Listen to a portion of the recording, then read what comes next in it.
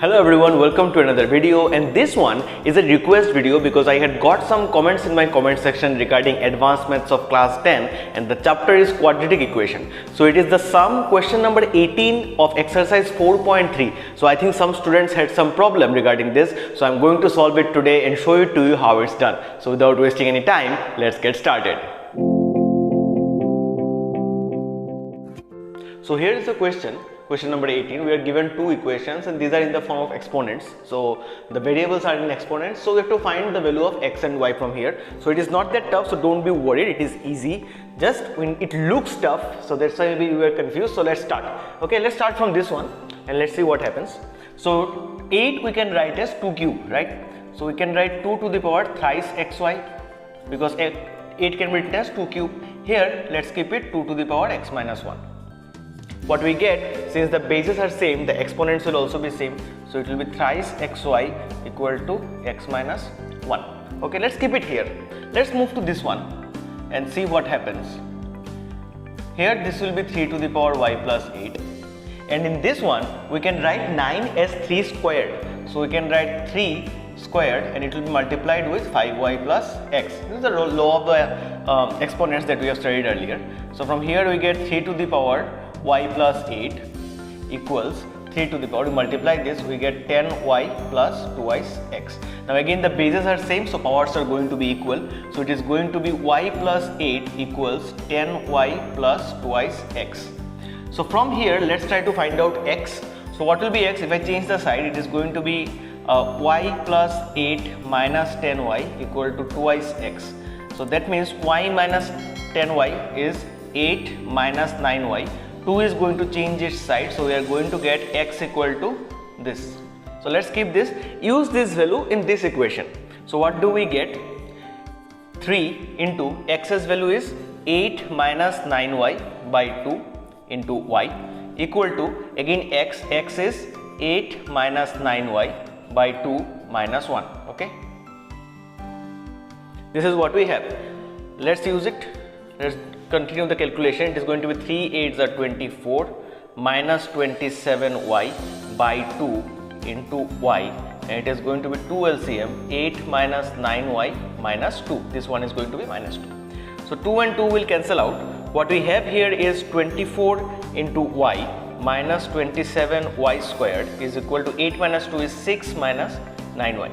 Let's bring all to the same side. So it is going to be minus 27y squared.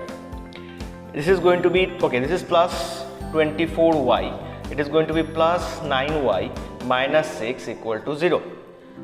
So it is, let's do one thing, let's just change the signs.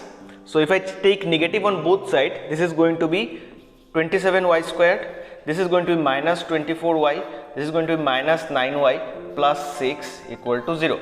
So from here we see that all the terms have 3 in common. 3 is a common factor in all these terms. So let's take 3 as common, and what we get is 9y squared minus 8y minus 3y plus 2 equal to 0. Okay, so I'm continuing this part here. So I'm continuing it here. So this goes here. Okay, so let's continue. And what we have here is 3 will go, this side will change, and we will be left with this 9y squared minus 8y minus 3y plus 2 equal to 0. So let's add this up. It is going to be 9y squared minus 11y plus 2 equal to 0. Let's do a middle term factorization. It is going to be 9 plus 2 into y, very easy middle term.